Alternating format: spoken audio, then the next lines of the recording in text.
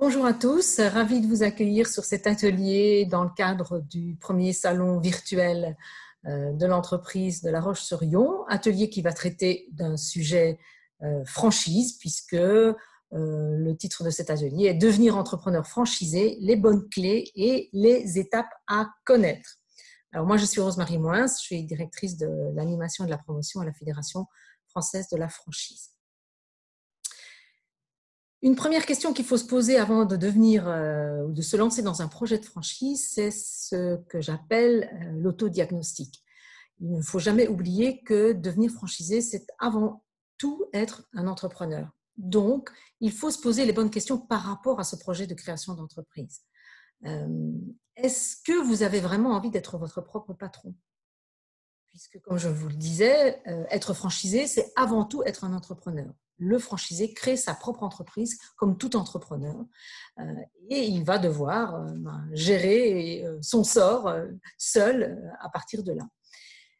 Être franchisé, c'est aussi mesurer, donc en tant qu'entrepreneur, toutes les conséquences personnelles et financières qui vont en découler. C'est-à-dire que vous avez un environnement familial, bien entendu. Est-ce qu'il est d'accord avec ce projet ? Est-ce qu'il vous suit dans ce projet ? Est-ce que vous souhaitez changer de région ? Auquel cas, même problème ou même question. Est-ce que votre famille est d'accord avec ça ? Peut-être que vous n'avez pas envie de changer de région, mais peu importe, la mobilité géographique est parfois un critère déterminant pour pouvoir s'implanter et intégrer un réseau. Avez-vous les capacités financières de mener à bien ce projet ? Vous aurez besoin d'un apport personnel, on va y revenir tout à l'heure. Il faut avoir les moyens de ses ambitions. Et puis, il faut évaluer ses compétences commerciales et managériales. Le franchisé est un commerçant indépendant qui gère la plupart du temps une petite équipe. Est-ce que vous avez les compétences ? Même si vous n'avez pas une expérience professionnelle dans le domaine d'activité que vous allez choisir, ces compétences-là, commerce et management, sont très souvent demandées et recherchées par les franchiseurs. Et puis, être franchisé, c'est une voie que l'on choisit souvent parce qu'on n'a pas envie d'entreprendre seul. Ça veut dire donc que vous allez entreprendre, comme son nom l'indique, comme vous le savez, en réseau, et vous n'allez pas être seul, vous allez être entouré, vous allez faire partie d'une communauté de franchisés, de collègues en quelque sorte, qui vont faire le même métier que vous, sur d'autres zones géographiques, dans d'autres villes, et avec lesquels vous serez amené à communiquer très régulièrement, à échanger vos pratiques, les bonnes, les moins bonnes, pour justement trouver ce qui marche le mieux pour faire avancer votre propre entreprise, mais aussi rendre le réseau dans son ensemble plus performant. Donc cet esprit réseau, cet esprit de partage, cet esprit de collectif est important aussi à avoir pour se sentir à l'aise et complètement épanoui dans un réseau de franchise. Alors, comment choisir son franchiseur ? Quand je dis comment choisir son franchiseur en 5 étapes, c'est une manière aussi de vous baliser le chemin et de vous aider à vous poser les bonnes questions avant de vous lancer et de choisir effectivement l'activité ou le franchiseur qui vous va bien. Un premier critère à prendre, ou une première étape, un premier critère à prendre en compte, c'est le concept. Alors, qu'est-ce que ça veut dire le concept ? Qu'est-ce qu'on entend par concept ? Eh bien, on entend non seulement le produit ou les produits que l'on va vendre, assortis ou non de services, ou simplement des services, puisqu'on a aussi des enseignes de services purs. Ce n'est pas simplement une collection de produits ou de services, mais c'est aussi la manière dont ceux-ci sont mis en scène, sont présentés aux consommateurs et aux clients, la manière dont ils sont vendus, l'environnement dans lequel ils sont vendus, les technologies, les techniques qui sont utilisées pour les faire connaître aux clients, pour les vendre aux clients. Donc le concept, c'est un ensemble très large, je dirais, de processus. Donc, est-ce que ce concept-là est innovant ? Est-ce qu'il est original sur son marché ? Est-ce qu'il crée un nouveau marché éventuellement ? Ou est-ce qu'il élargit ce marché, le fait évoluer ? En quelque sorte, il faut chercher quelque chose qui amène un avantage concurrentiel, qui vous amène un avantage concurrentiel.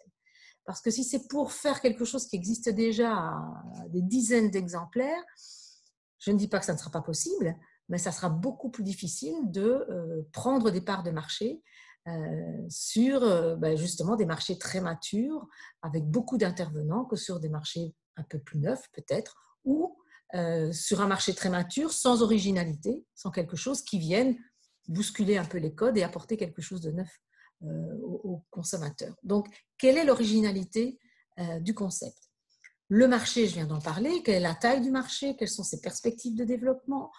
Bien sûr, il y a des marchés matures dans lesquels on peut encore très bien fonctionner, où on peut trouver sa place, même si il faudra des renforts marketing peut-être un peu plus importants. Il y a des nouveaux marchés aussi qui se créent régulièrement, mais ceux-ci sont-ils pérennes? Comment sont-ils structurés?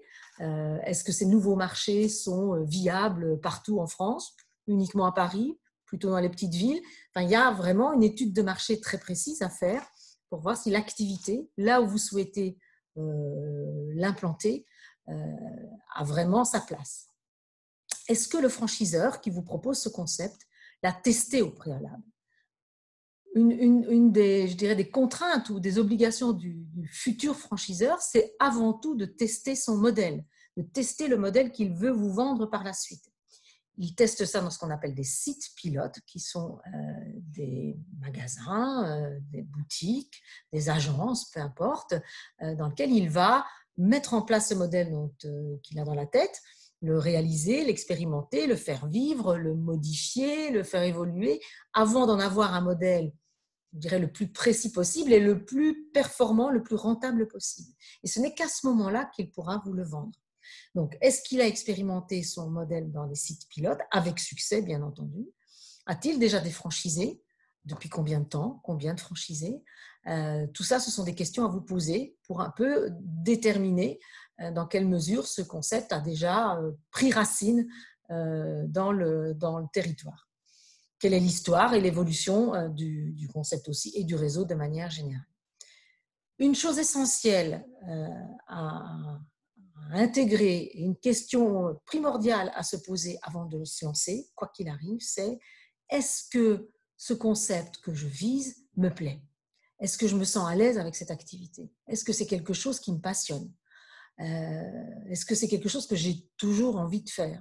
Bref, est-ce que j'ai de l'intérêt pour ce que je vois, pour ce que je vais faire? Parce que si vous n'avez pas d'intérêt pour ce que vous allez faire, ça va être très compliqué. En tout cas, ça va être beaucoup plus compliqué. Parce que vous allez y mettre beaucoup d'énergie au début, sans doute, et puis de moins en moins parce que ce que vous faites ne vous plaît pas. Donc, l'affinité avec le concept et le secteur d'activité est essentielle pour garantir une rentabilité et un retour sur investissement qui correspond à vos attentes. Deuxième élément à prendre en compte, bien entendu, une fois qu'on a trouvé quelque chose qui plaît, c'est de s'intéresser à tout ce qui est critères, je dirais, de fonctionnement au sens large, critères économiques, bien entendu, critères contractuels. Vous savez qu'un franchiseur vous demande pour les services qu'il va vous rendre, pour l'accès à la marque, pour l'accompagnement, pour le transfert de savoir-faire, différentes redevances, 3 essentiellement. La première, c'est ce qu'on appelle le droit d'entrée, qui n'est pas forcément une redevance au sens strict du terme, qui est un montant forfaitaire que le franchiseur va vous demander de régler à la signature du contrat et qui vous permet d'accéder et d'utiliser la marque qui n'est pas à vous, bien entendu, donc il vous donne le droit d'utiliser une marque, vous permet d'accéder à un territoire exclusif, vous permet d'accéder à la formation, d'avoir un accompagnement pré-ouverture, voilà ce que paye ce droit d'entrée, qui généralement se situe entre 10 15 000 euros à 40 000 euros maximum.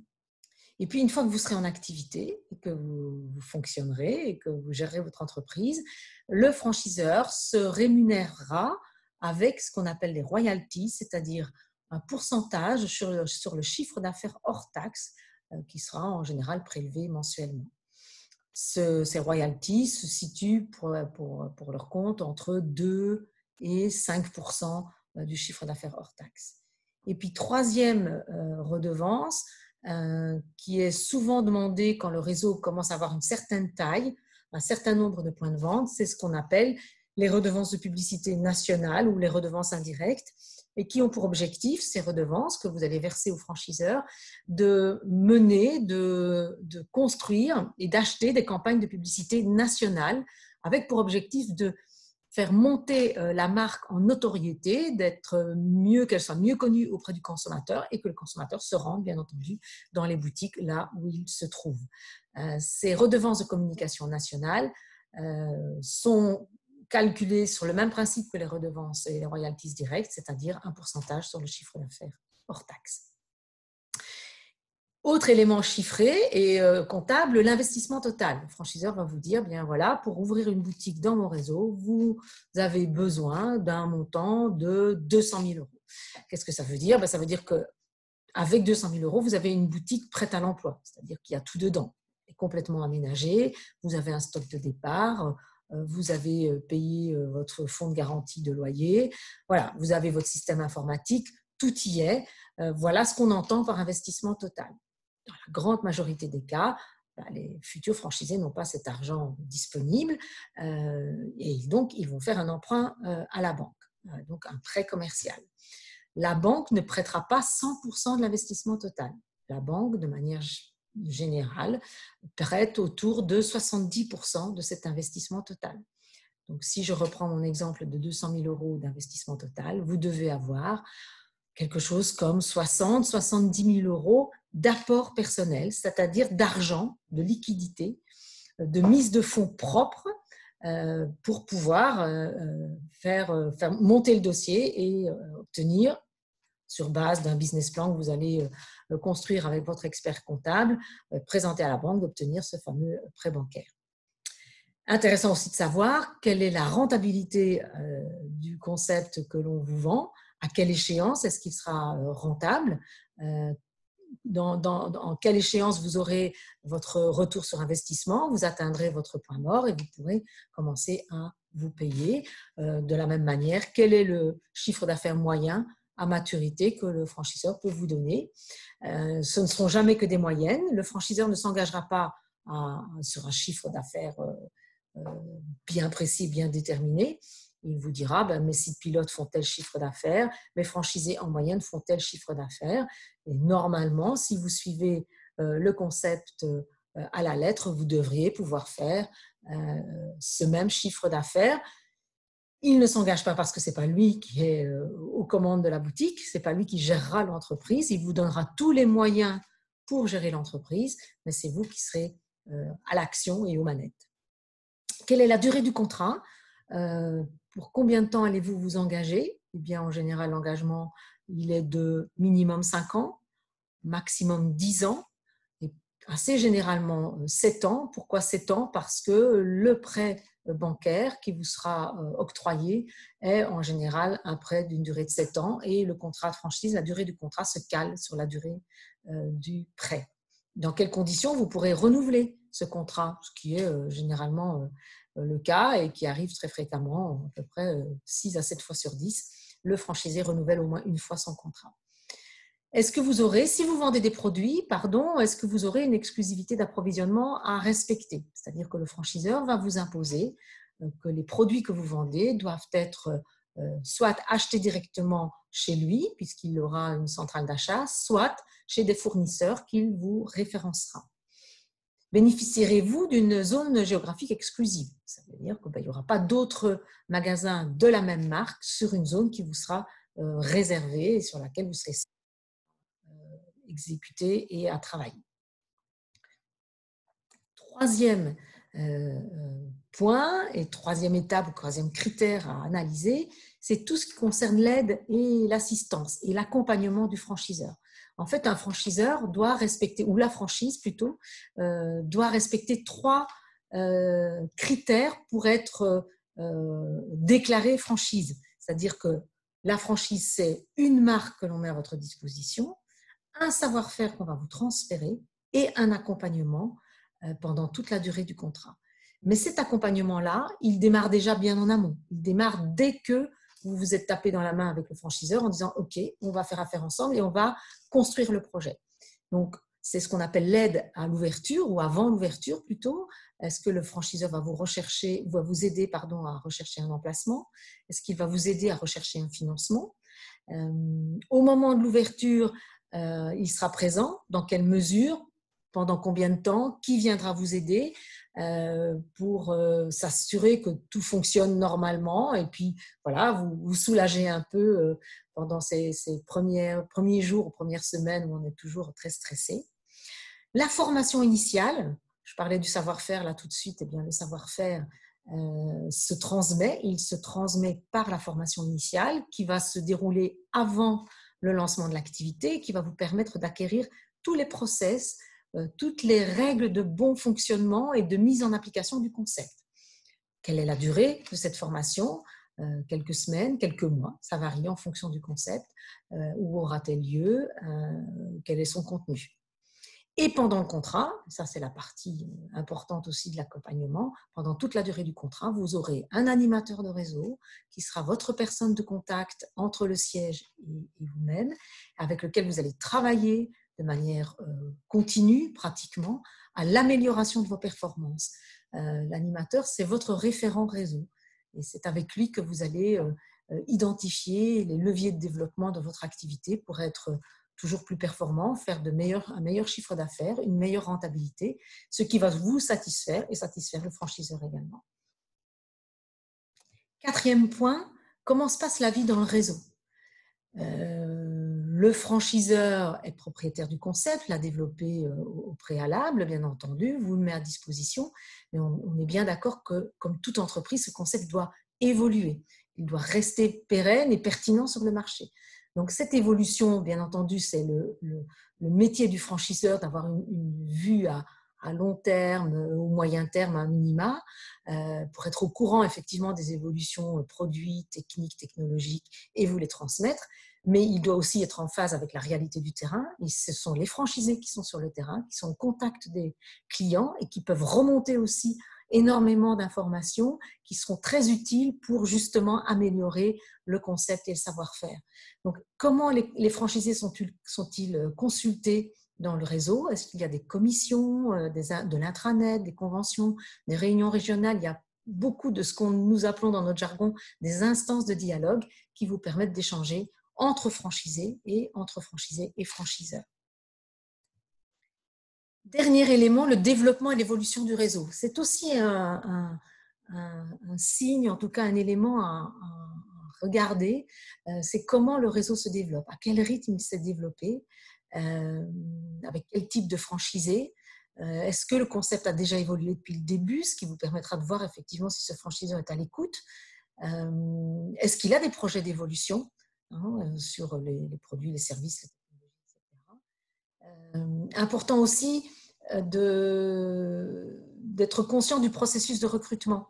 Ce n'est pas forcément bon signe qu'un franchiseur vous intègre directement comme ça après une première conversation en disant oui, vous avez tout à fait le profil.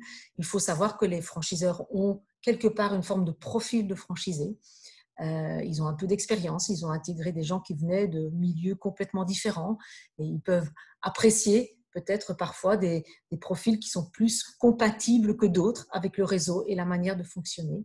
Donc, c'est plutôt bon signe que le franchiseur vous demande de vous revoir à plusieurs reprises, de vous propose de rencontrer l'animateur de réseau, vous propose, et c'est une des conditions, je dirais, essentielles avant de se lancer, vous propose de rencontrer des franchisés, vous propose de faire des stages de découverte, c'est-à-dire des stages d'immersion pendant quelques journées, soit chez un franchisé, soit dans un site pilote, pour que vous appréciez le métier de l'intérieur, que vous puissiez évaluer la face cachée du métier, avec les bons côtés, mais aussi les côtés les moins intéressants ou les plus pénibles finalement quelque part, pour que vous n'ayez pas de mauvaises surprises une fois que vous aurez signé, parce que quand vous aurez signé, ce sera trop tard. Et puis, dernier élément, est-ce que ce réseau est membre de la FFF? Alors, ça ne veut pas dire pour autant qu'il faut que tous les réseaux soient membres de la FFF. Il n'y a pas d'obligation pour un réseau de franchise d'être adhérent de la fédération. Par contre, s'il souhaite le devenir, nous allons auditer ce réseau. Et nous allons vérifier que la stratégie ou la manière de fonctionner du franchiseur est en parfaite cohérence avec la déontologie de la franchise. Vous trouverez sur notre stand le code de déontologie que vous pouvez télécharger dans les documents qui vous donne une vision très précise de la définition de la franchise et des règles de bonne conduite. C'est une forme de guide de bonne conduite, c'est une charte de la manière de fonctionner d'un réseau, du franchiseur et du franchisé. Donc, nous, en tant que fédération, avant d'accepter un réseau comme membre, nous analysons les éléments contractuels, les documents contractuels, et nous rencontrons le franchiseur, nous l'écoutons et nous décidons, le conseil d'administration décide ensuite de l'accepter en tant que membre ou pas. Et bien entendu, comme je vous le disais, il est hyper important de rencontrer les franchisés du réseau pour comparer leur discours avec celui du franchiseur, pour être sûr que vous faites le bon choix, que vous avez bien perçu la vie du franchisé, c'est un peu le vie-ma-vie du franchisé, pour que vous n'ayez pas de mauvaise surprise et que vous signiez votre contrat en parfaite connaissance de cause. Il faut aussi choisir un franchiseur avec lequel on partage les mêmes valeurs. C'est aussi essentiel parce que vous allez travailler avec lui pendant 5 ans, 7 ans, 10 ans. Si vous n'avez pas la même manière d'envisager les choses, si vous ne vous retrouvez pas sur un certain nombre d'éléments fondamentaux, ça va être très compliqué à vivre dans la durée, à la fois pour le franchiseur et pour vous en tant que franchisé également. Voilà, en quelques minutes, je dirais l'essentiel de ce qu'il faut savoir pour devenir franchisé et se lancer en franchise. Nous pouvons continuer à discuter. Les questions peuvent arriver par chat auxquelles je répondrai, ou on peut se fixer un rendez-vous si vous le souhaitez. Je suis à votre disposition. N'hésitez pas d'aller faire un tour sur notre stand. Vous avez des petites vidéos, vous avez des documents à télécharger. Merci beaucoup, à très bientôt. Au revoir.